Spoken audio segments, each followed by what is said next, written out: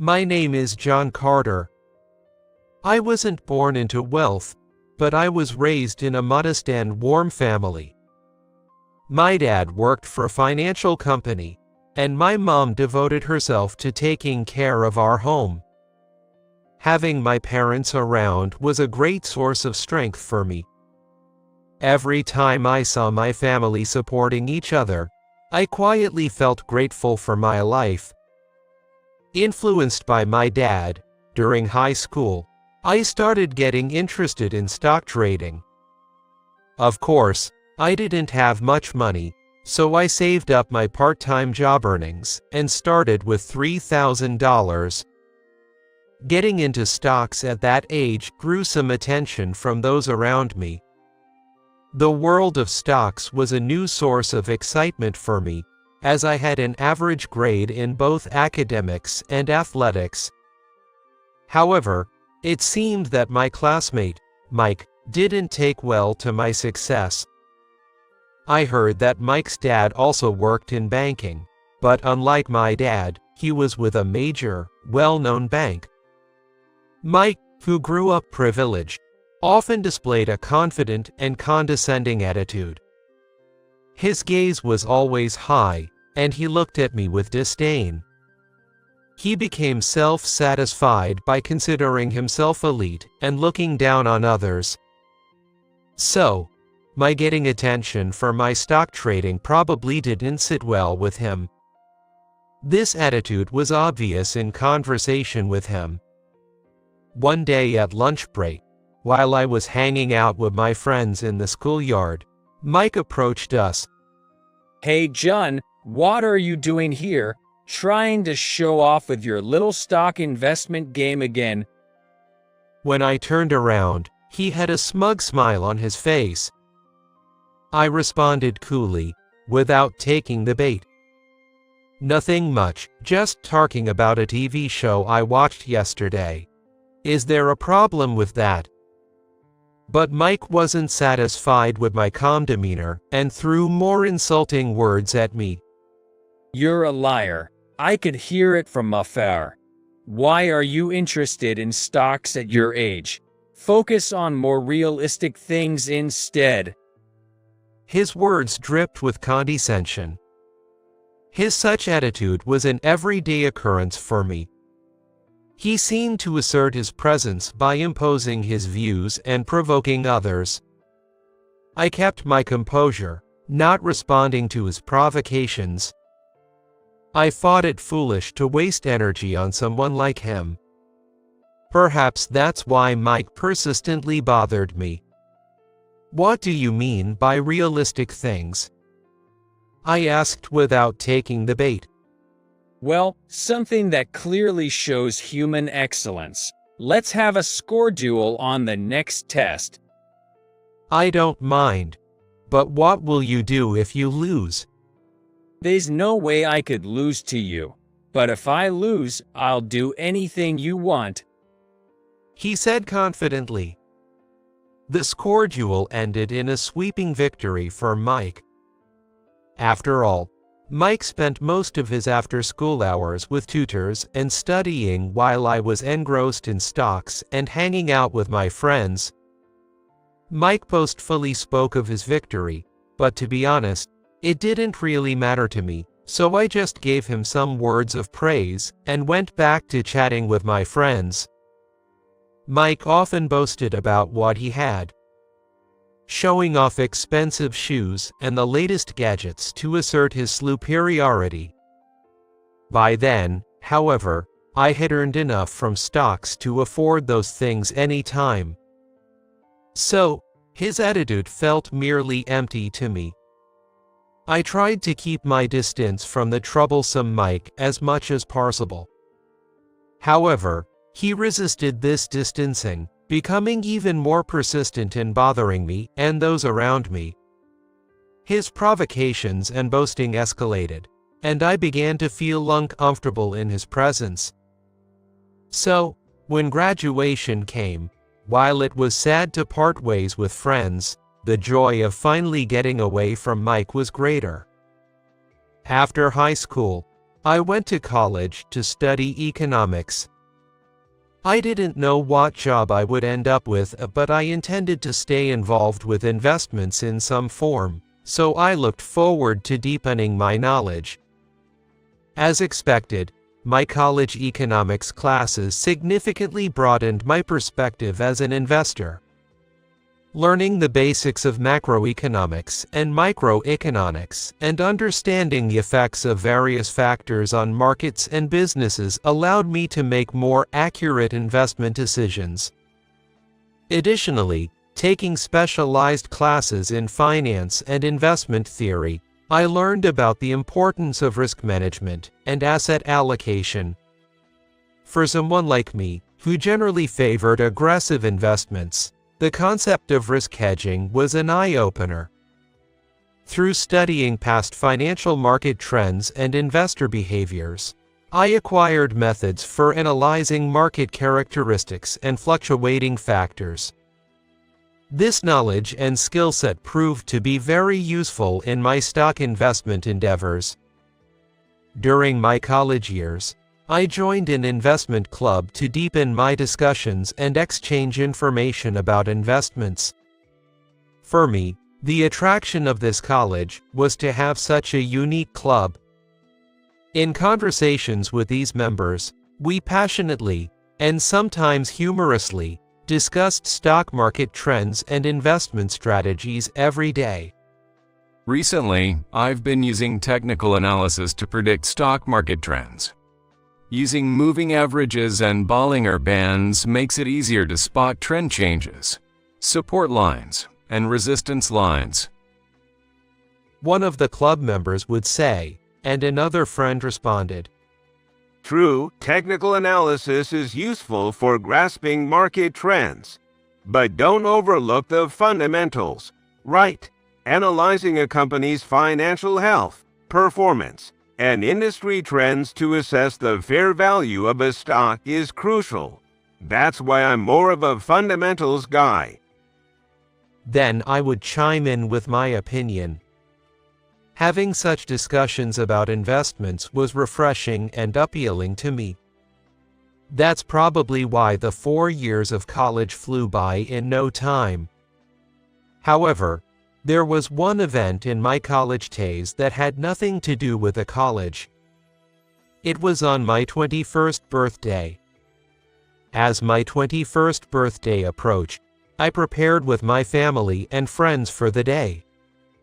I was looking forward to my big 21st birthday party with my family and friends. I arrived at the party venue and waited for my friends. Celebrating with friends I hadn't seen in a while, I was filled with a strange feeling, wondering if I had somewhat matured. I was having a great time with my friends. Man, we really have a lot of memories, don't we? By the way, John, are you still into stocks? Yeah, I've continued since high school, though the amount I handle has changed quite a bit. How much are you managing now? Well, I started with a few $1,000s, but now it's over $1 million. What, really? Hey, everyone, listen. John is... Hey, stop it. I don't want people to know I'm doing stocks now, and I don't want to brag about being successful. Why not? You could boast about it, and it would attract girls. That's what I hate. If people start flocking to me for money, that's the end of it. I'd rather be underestimated. Man, you're still weird as ever. My friend continued to mutter something. Then, suddenly, a familiar face from high school appeared. Though not a pleasant memory for me. Hey, long time no see, John. I inwardly grimaced as his voice reached my ears. Mike's manner of speaking still carried the same arrogant air as before. Well, Mike, right, long time no see. I responded with minimal courtesy, but I felt complicated about seeing Mike again. Mike was someone who antagonized me in high school and frequently harassed me. Whether he remembered that or not, I was slightly irritated by his audacity to speak to me as if nothing had happened. Long time since high school, huh? So, John, what are you up to now? Mike asked with a faint smile. Me.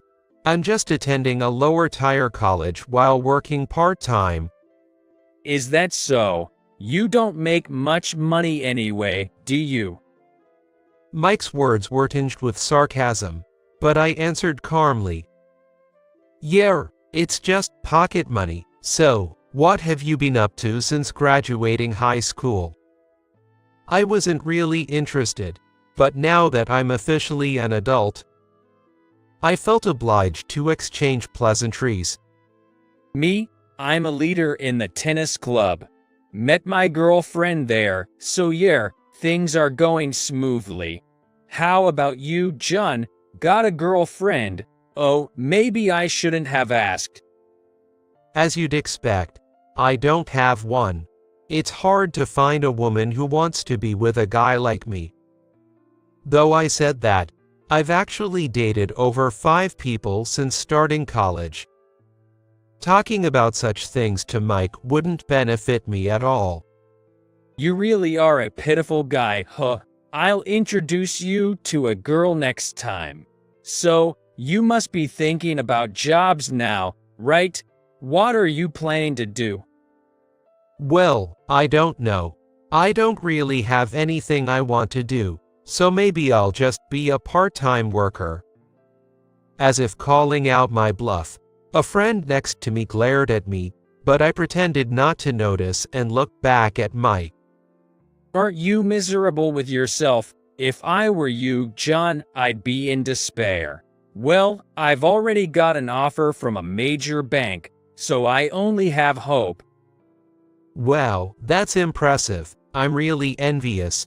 Maybe I'll catch some of your crumbs someday. Let's catch up again sometime. I ended the conversation with him and returned to chatting with my other friends.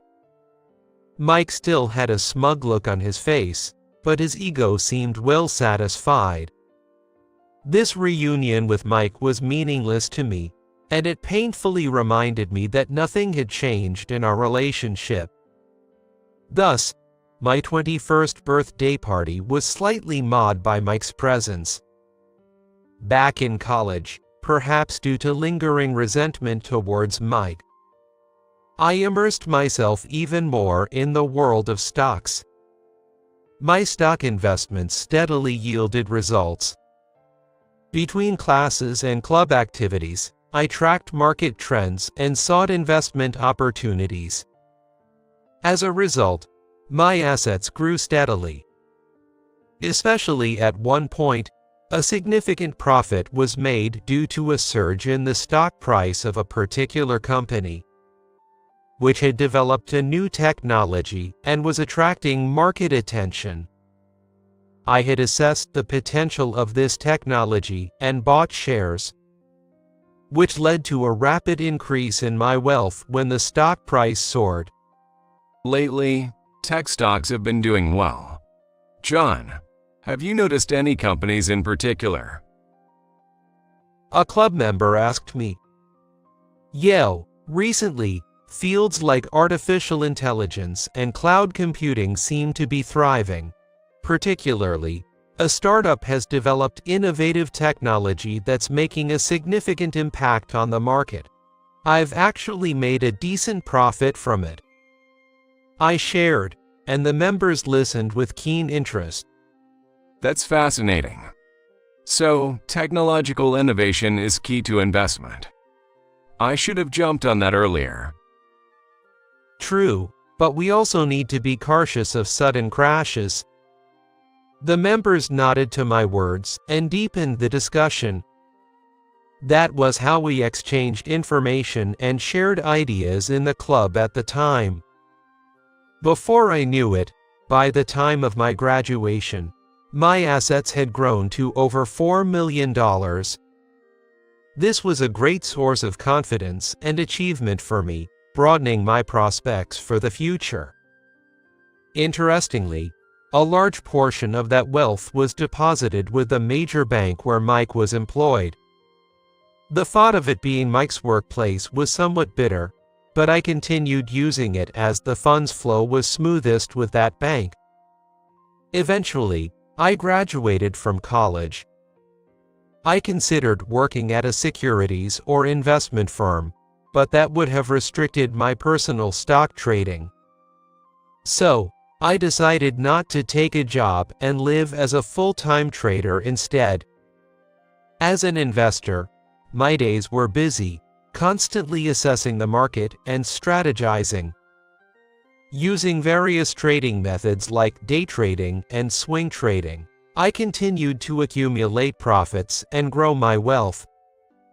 By the age of 28, my total assets had reached several tens of million dollars. Of course, there were tough times. One day, a significant challenge hit my career as an investor. A sharp decline in the stock prices I held caused substantial losses, drastically reducing my wealth. This sudden downturn deeply affected me, contrasting starkly with my previous successes. To recover the losses, I conducted thorough market analysis and revised my strategies, persevering day by day. However, the market remained tough, and my efforts were slow to pay off.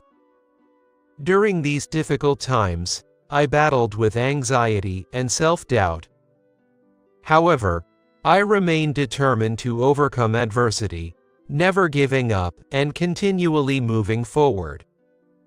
To recover the losses and achieve success again, I motivated myself and resolved to keep facing the market. I believed that adversity was an opportunity for growth, and that these experiences would further refine my career as an investor. Eventually, the market improved, aided by government support, and I managed to overcome the crisis. In fact, after surmounting these difficulties, my assets recorded their most significant growth. Through these ups and downs, I managed to reach where I am today.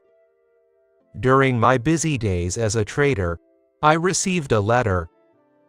Upon opening it, I found it was an invitation to a wedding from Mike.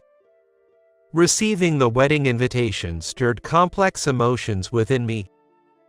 Memories of past conflicts with Mike flashed through my mind, causing inner turmoil about attending the wedding.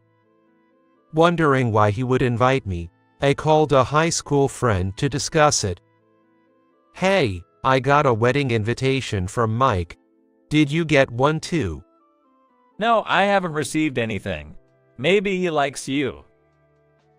If he liked me, he wouldn't have behaved like that. I wonder if he wants me there just to show off. That might be overthinking it. Just go. If anything happens, you can always leave. Yeah, you're right. It's an invitation to a celebration, after all.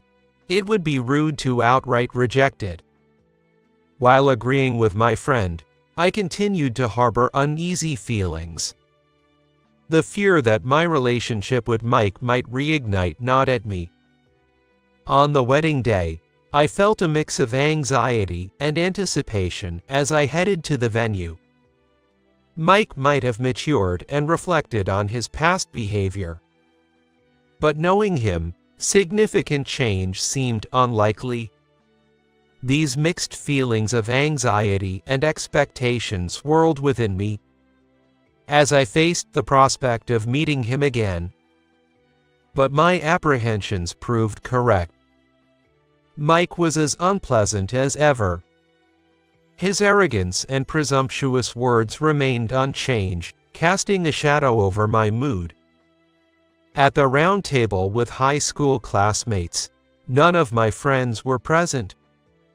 Though others tried to engage me in conversation, it was clear they were all close, leaving me feeling isolated as I mechanically consumed the food and drank.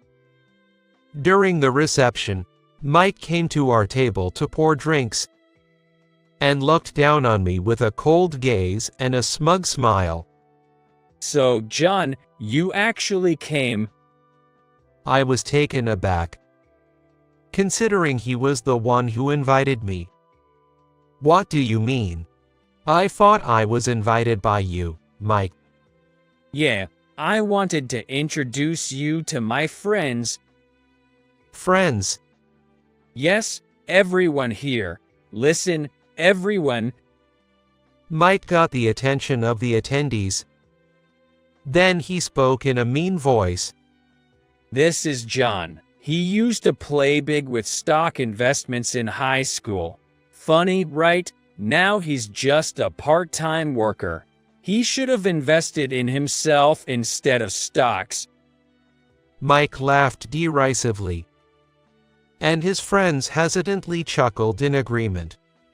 He really is a miserable guy, still deluded about being superior, and now he's hitting 30. Meanwhile, I'm working at a major bank and have a lovely wife. Life's full of lessons. I hope you guys don't end up like John. That's why I invited him as a cautionary tale.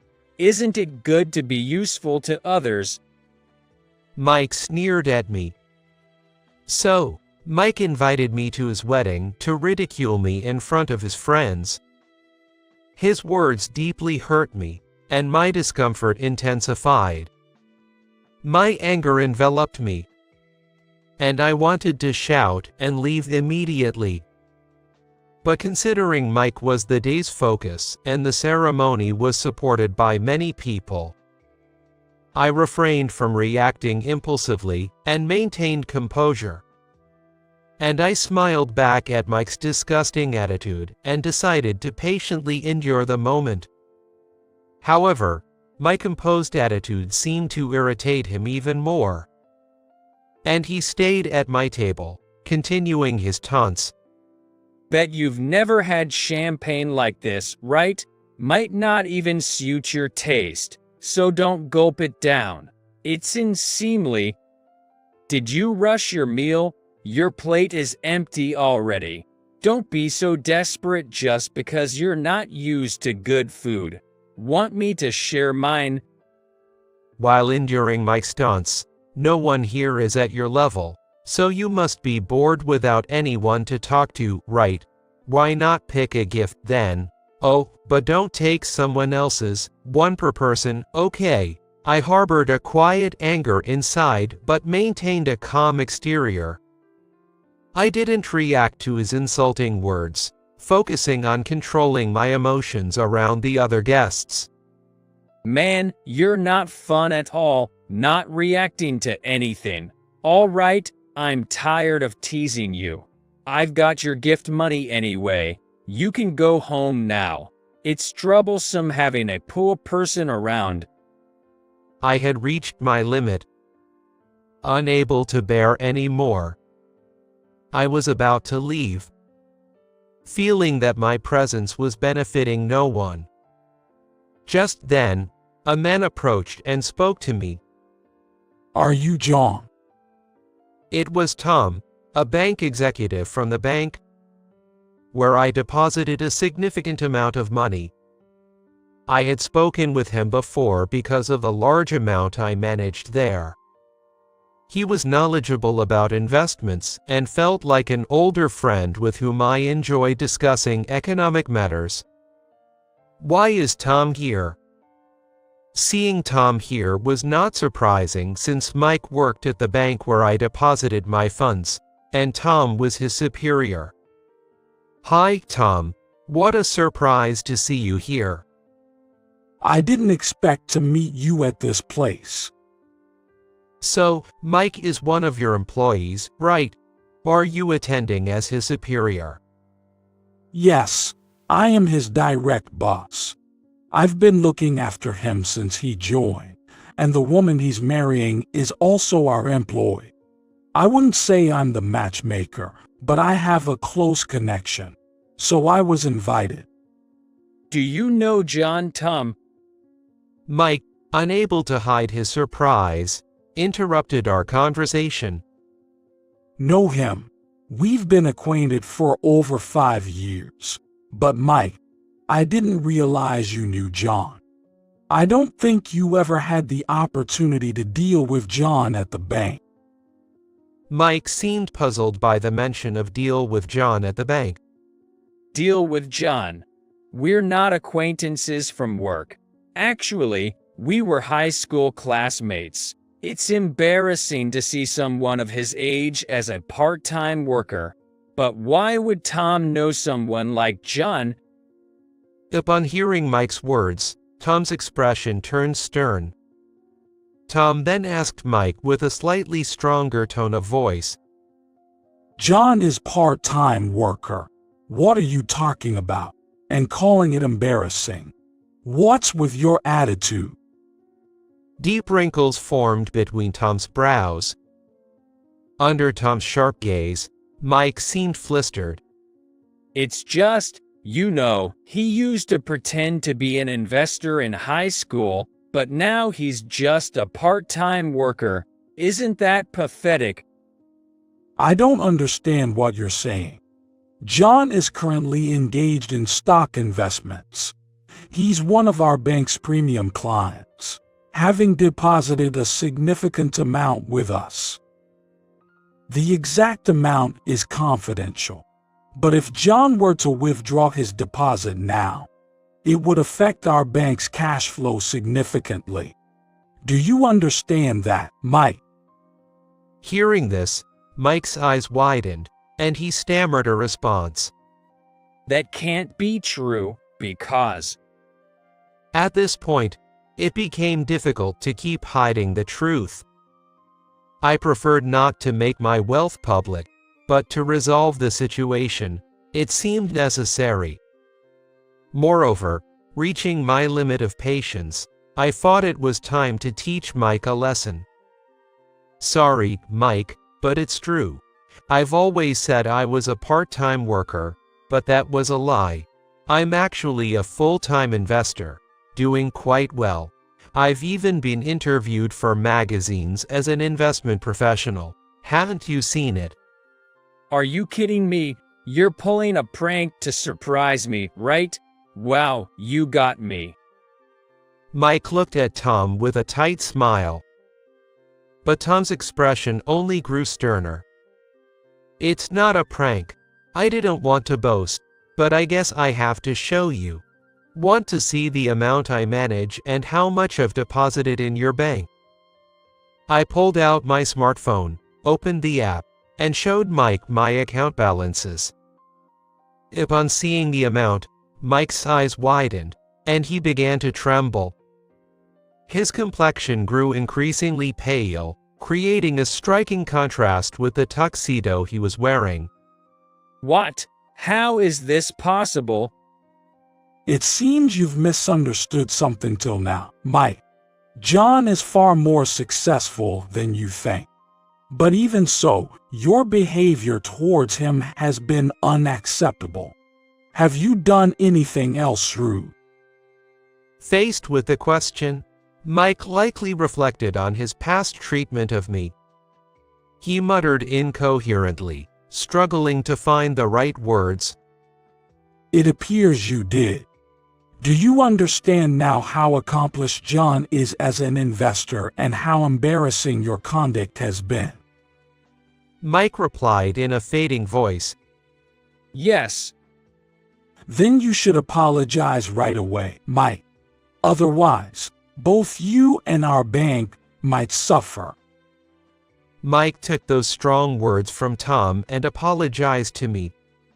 John, I'm sorry for everything I've done. Please don't withdraw your deposit. Don't worry. I've been trading stocks for a long time. Controlling emotions isn't that hard for me. And it's true. The food and drinks at the ceremony were good. My words made Mike feel at ease. But listen, not just for today. You need to reflect on your behavior moving forward. Break down that mountain-high pride of yours, or you'll surely lose what's important. More important than a prime customer of your workplace, right? Mike gave a small nod in response to my words of reminder. He then began to make his way around to the other tables to say hello. He had a dark look on his face, not at all like the groom for his big day. Oh no, I never thought Mike would treat John like a part-timer. Mike is in trouble. Well, I called myself that, so it's not surprising that he would believe that. Is that so? It shows a severe lack of judgment. He got the job through parental connections, and his shallowness is evident. Looks like you have some tough training ahead for him. I am concerned about his future. Perhaps I should send him to a regional branch for some real experience. That might be a good idea.